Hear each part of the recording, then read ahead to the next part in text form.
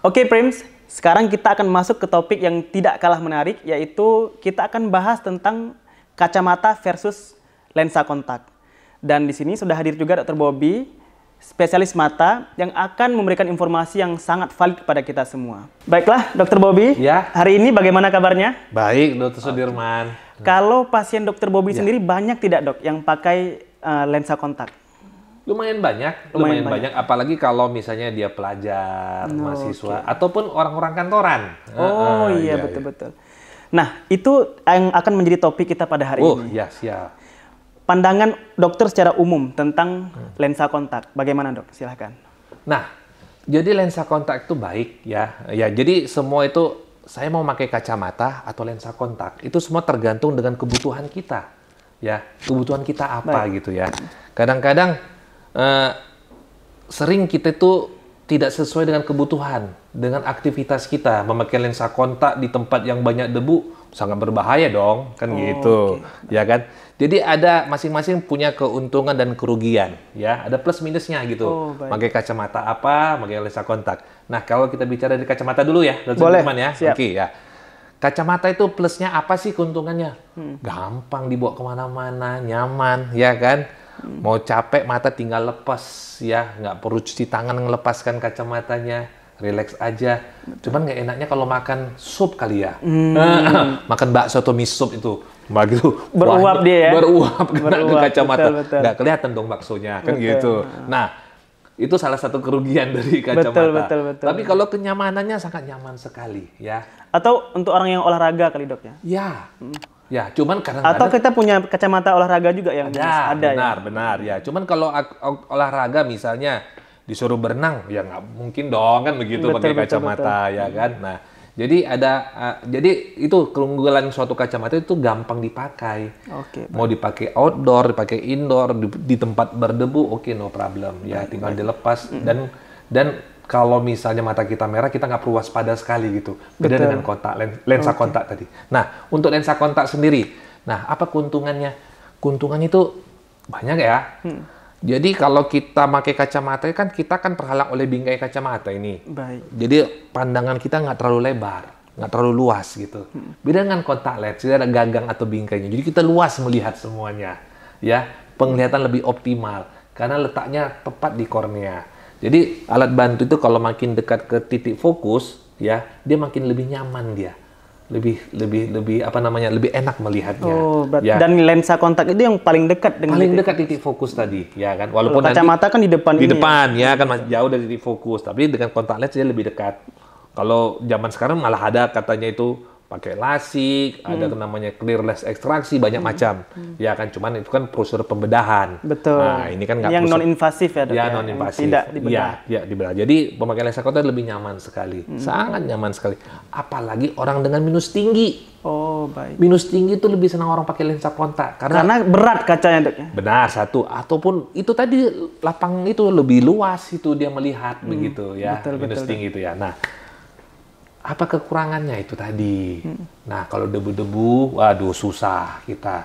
Jadi kalau dianjurkan ya kalau pasien-pasien itu ya ataupun yang pengguna kontak lens, kalau pasien-pasien saya tetap saya tanya aktivitasnya apa, kebutuhannya apa. Indoor oke, silahkan. Tapi itu pun harus ada syaratnya juga, Dr. Dirman. Jangan mata kering. Nggak boleh mata kering. Mata kering ini bawaan pasien atau bagaimana maksudnya? Nah, ada bawaan pasien. Dengan memakai lensa kontak akan memperberat mata kering ini. Baik. Ya kan? Jadi sebelum menggunakan lensa kontak kita harus tes terlebih dahulu apakah matanya kering atau tidak. Ya kan? Pengetesannya itu seperti apa, Dok? Ya, seperti kita pemeriksaan mata, ya kita lihat ya, ataupun ada pemeriksaan memakai kertas lakmus dan hal sebagainya ya. Jadi fluorescence test ada banyak macam. Jadi untuk mengevaluasi matanya kering apa tidak. Karena kalau kering itu akan menghambat oksigenasi ke kornea. Nah, si kontak lens kan akan menutupi kornea nih. Betul. Iya kan? Menutupi kornea. Korneanya mau bernafas. Iya kan? Tapi kalau tidak matanya kering, itu oksigen tidak susah masuk ke dalam si kornea. Makanya syaratnya matanya jangan kering. Tapi selama itu bagus-bagus semua, matanya memang tidak kering, silakan. Iya kan? Nah, tapi dengan catatan penjagaan. harus dijaga baik-baik. Berarti yang menggunakan lensa kontak ini juga harus konsultasi dulu ya ke dokter. Ya, Nggak boleh harus. tiba-tiba dia datang beli pakai sendiri dan semuanya sendiri. Ya benar, sangat Kalau disarankan. kalau dipakai untuk keperluan estetik, Dok, Silakan. biasanya Tidak masalah. Tidak masalah Tidak juga masalah, asal dijaga penjagaannya, itu saja. untuk lensa kontak ini sendiri, apakah ada yang misalnya yang kualitasnya rendah, kemudian kualitasnya baik, atau sebenarnya standar aja dia semua? Kalau kita ke dokter mata ya. Nah, yang pasti kalau kita berobat ke dokter mata, kita sarankan mencari yang kualitas yang baik sekali ya. Ya, kalau di pasaran kita nggak tahu ya, banyak sekali jenis kontak lens ya, dengan harga yang mungkin ramah di kantong, tapi nggak tahu kualitasnya bagaimana. Tapi tetap kita anjurkan memang yang betul-betul yang memang berkualitas yang bagus ya. Kenapa? Karena itu tadi, karena letaknya di kornea. Kornea itu penting sekali, karena itu media refraksi dengan power refraksi yang paling tinggi.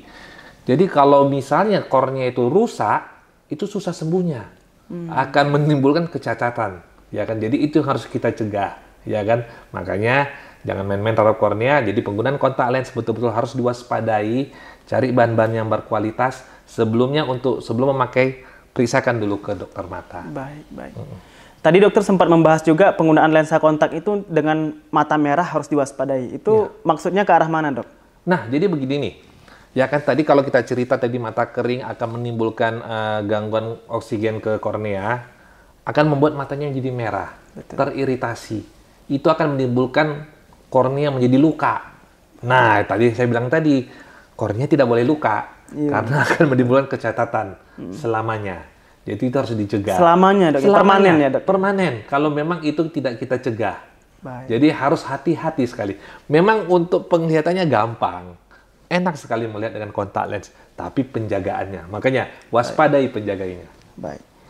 Oke, sekarang kita bahas alasan orang-orang memakai kacamata dan kontak lens kan biasanya karena mata mereka minus. Ya, benar sekali. Sebenarnya penyebab mata minus ini apa, Dok? Ada anak yang dari kecil sudah minus matanya. Ya. Ada yang misalnya seperti saya pribadi beberapa kali cek mata memang tidak ada minusnya. Iya, Itu iya.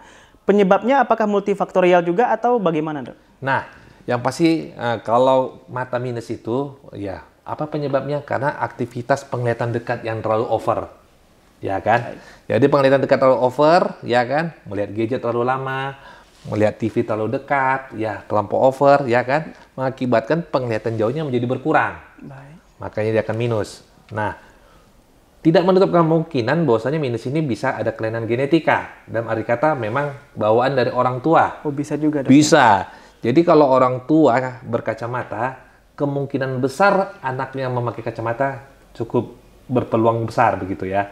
Ditambah dengan kegiatan aktivitas dekatnya terlampau sering. Jadi ya itu tadi bakalan bisa terjadi ke arah sana. Oke. Kalau makanan spesifik, Dok ya, untuk menjaga kesehatan mata secara keseluruhan.